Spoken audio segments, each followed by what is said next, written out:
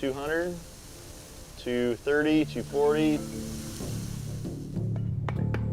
283.2. Just when his rivals thought Parker Schnabel was bleeding money on his risky Dominion Creek gamble, he made a discovery so massive it could crush them all. He's found an abandoned Trommel, a rusting giant from another time, allegedly still loaded with gold. The truth nobody expected is about a discovery so threatening to his competitors that it's reportedly turning the Klondike into a battlefield. A $15 million gamble that had to pay off. The thing is, to even begin to grasp the sheer, earth-shaking magnitude of what Parker Schnabel just uncovered, you have to understand the colossal, almost reckless gamble he took. This isn't just another mining claim we're talking about. Parker sank a staggering, mind-blowing $15 million into a massive swatch of land called Dominion Creek. Why such a high-stakes, all-in bet? He's driven by a simple, powerful philosophy, one he's often quoted from the hockey legend Wayne Gretzky. You miss 100% of the shots you don't take. And with Dominion Creek, Parker was taking the biggest, most audacious shot of his entire career. This is only the start of the battle. For me, you need me to win the battle as well. I need to be your biggest supporter here. I think you'll have a good time here. I think you'll do well. His stated goal? An almost unthinkable 5,000 ounces of gold in a single brutal season. It's hard to believe, but this lofty, almost insane goal is fraught with terrifying obstacles and brutal pitfalls that could completely, catastrophically derail his plans and potentially bankrupt his entire multi-million-dollar operation. Each and every grueling day at the Dominion Creek mining site brings a new, gut-wrenching set of challenges. The crew, a band of loyal, hard-bitten, and often exhausted miners, faces constant soul-crushing problems with machinery breakdowns. These aren't just minor fixes. We're talking about massive, complex machines pushed to their absolute mechanical limits, 24 hours a day. They battle unexpected, unyielding rock formations and frozen ground that can shatter expensive equipment and bring progress to a grinding, money-hemorrhaging halt. And they face the demoralizing, unpredictable nature of fluctuating gold finds, where one promising day of good color in the sluice box can be followed by a week of finding almost nothing, an experience that can crush the spirit of even the most seasoned miner. The financial risks are absolutely enormous. Anytime the massive machines stop, anytime a wash plant like his new behemoth, Roxanne, goes silent even for a few brief, frantic minutes, it leads to huge, catastrophic money losses. The team has to operate under this severe, almost unbearable pressure, knowing with chilling certainty that every single second of lost mining time means thousands of dollars of lost potential revenue, money they desperately need to even begin to pay off that massive $15 million investment. I mean, he had that twinkle of it in his eye when I asked him if he'd sell it, of like, probably could.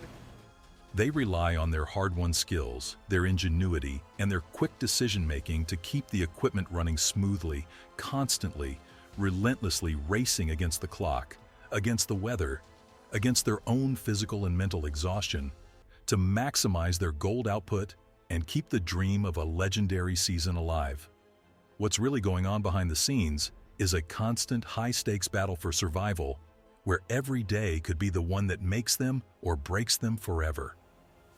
The pressure was mounting, the machines were straining, and then, in a forgotten corner of the wilderness, a chance encounter with a piece of rusting junk would change everything.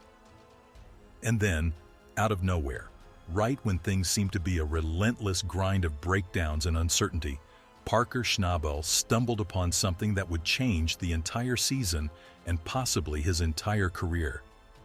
It was a ghost, a relic from a bygone era, an enormous, abandoned Trommel.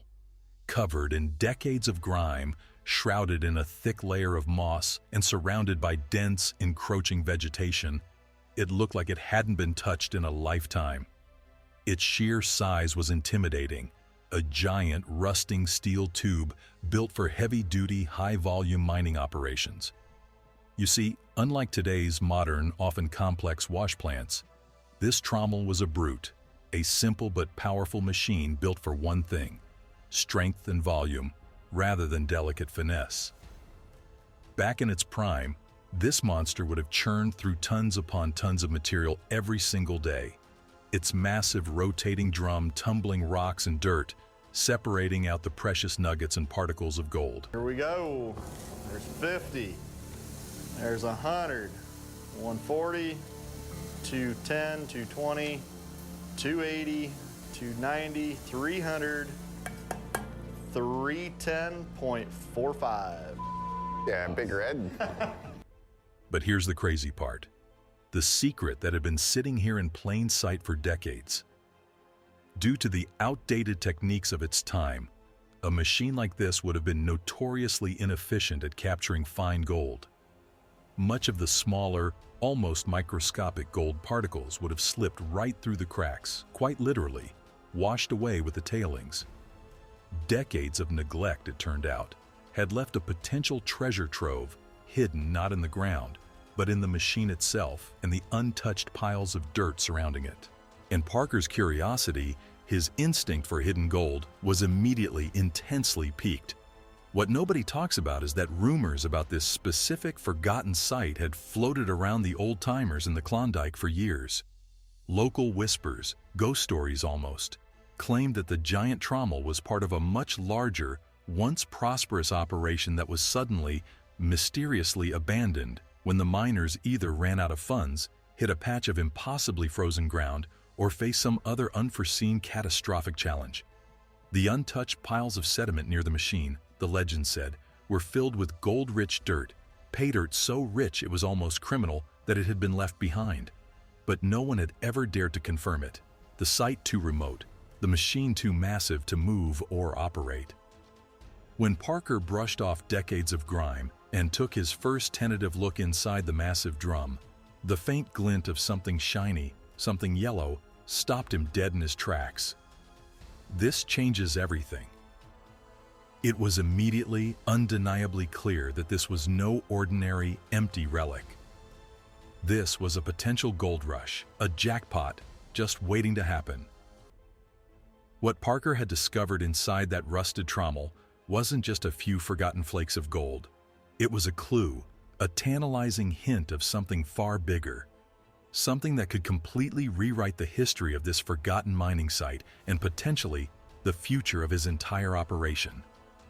Finding a giant machine full of gold is one thing, but bringing that multi-ton, rust-welded beast back from the dead would be a battle of epic proportions.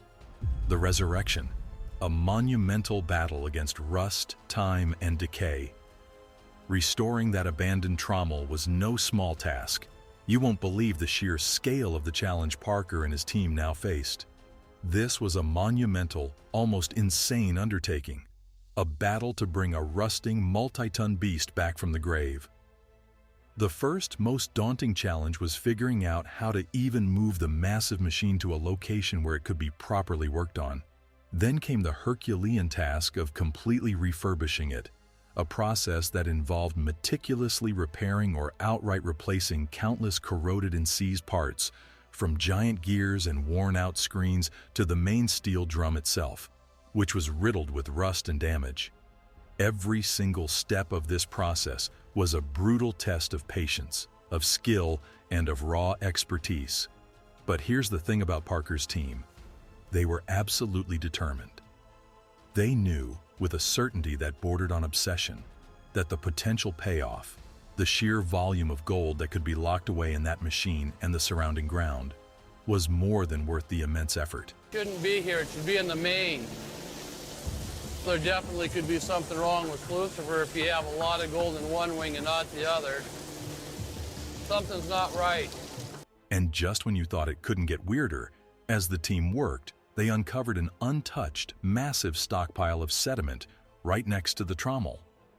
This was the pay dirt the original miners had dug up, but never got the chance to run. Initial, frantic tests on this dirt revealed absolutely astonishing results. The gold concentration, The sheer number of flakes in every pan was far, far higher than anything Parker had ever seen in his usual mining operations at Dominion Creek. It wasn't just promising, it was a certifiable game changer. This wasn't just dirt, it was a jackpot, a treasure chest disguised as a hill. Setting up a temporary processing plant on site, Parker masterfully combined old-school mining methods with cutting-edge technology to ensure not a single precious particle of gold was missed. "So there's a lot of pressure on revenue right now," Parker stated, acknowledging the stakes. "Now we haven't had that sort of pressure in a while, but with 2 plants running, we have a shot." The results were beyond anyone's wildest expectations. Day after grueling day, the recovered gold added up, with the total value quickly, breathtakingly, climbing into the millions of dollars. But it turns out there was more to the story. Digging into the Trommel's past, Parker's team, with some historical detective work, uncovered old forgotten records hinting at other abandoned sites connected to this very machine. It appeared the Trommel had been part of a network of operations, each one potentially hiding similar forgotten fortunes. These old, dusty logs detailed areas with unusually high gold concentrations, offering a veritable treasure map to even more hidden wealth. Suddenly, everything made sense. Parker's discovery wasn't just about the gold in this one spot. It was a gateway, a key to a much larger, potentially even more lucrative treasure hunt across the Klondike. The restoration of the Trommel itself became a journey into history. Each piece of the machine told a story, from the rusted gears to the dented panels that spoke of a hard life. Specialists were brought in to ensure every repair was done with absolute precision, knowing that even one small oversight, one weak weld, could jeopardize the entire multi-million-dollar operation.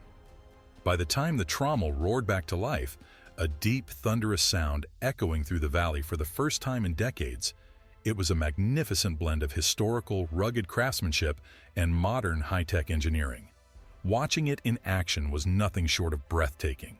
It processed dirt with an astonishing, almost hungry efficiency, effortlessly separating out gold nuggets and fine particles with a precision its original builders could have only dreamed of. For Parker and his team, the experience was more than just a massive financial win. Delving into the Trommel's history, they uncovered the stories of the miners who had operated it decades ago.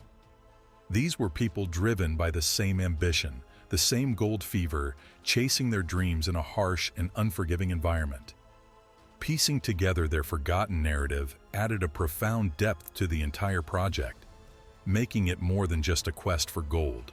It was a deep, resonant connection to the past, a poignant reminder of the incredible hard work and relentless determination that defined those who came before them. The discovery of millions in gold was a bombshell, but the real treasure the Trommel held was a secret that could reshape the entire Klondike gold rush as we know it. This is where it gets truly wild. The story goes even deeper than just the gold found on site. While restoring the behemoth inside a rusted, forgotten toolbox welded to the Trommel's frame, Parker's crew found something that would prove to be infinitely more valuable than the gold itself: the old miners' logbooks and crude hand-drawn maps. These weren't just records of their daily operations. They were a detailed chronicle of their prospecting, their successes, their failures, and crucially, their future plans. The truth nobody expected is that the previous operators hadn't gone broke or been run off by bad luck. They had systematically prospected a huge area and had pinpointed several other, even richer gold deposits up and down the creek. They had been stockpiling pay dirt from this first location, using the Trommel to process it, with the intention of funding a much larger, more ambitious operation at these other targeted sites. But then, all of a sudden, they just vanished. The record stopped abruptly. There was no explanation, no final entry. It was as if they had packed up and left in the middle of the night, leaving behind a fortune in processed gold and a clear roadmap to an even bigger one.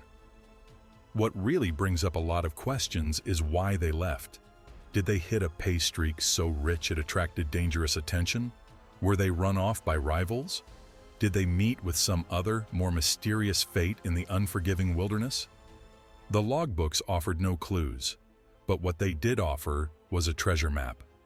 Parker now had the coordinates, the test results, the detailed notes of a team of expert miners from a bygone era, pointing him directly to ground that could potentially hold hundreds, if not thousands, more ounces of gold. This discovery transformed his $15 million gamble on Dominion Creek from a high-risk bet into something approaching a sure thing. The abandoned Trommel hadn't just given him a massive payday, it had given him the keys to the kingdom. The discovery also sparked a massive, almost frantic interest in the wider mining community. "I'll try to get you some reinforcements so you can speed it up," one of Parker's allies might say, recognizing the urgency of locking down these new claims. But this also meant that rivals were now watching Parker's every move with intense, greedy interest. The secret of Dominion Creek was out, and the race was on. Parker's Trommel became a symbol, a testament to the untapped potential that still exists in the most unexpected, forgotten places. It wasn't just a rusting relic anymore. It was a beacon, a challenge to the entire industry to think differently, to look deeper, to never assume that the stories of the past are truly over. Parker Schnabel's $400 million discovery in an abandoned Trommel has crowned him the new king of the Klondike. But with this legendary treasure comes legendary risk. Has he secured his empire? Let us know in the comments, smash that like, and subscribe for more.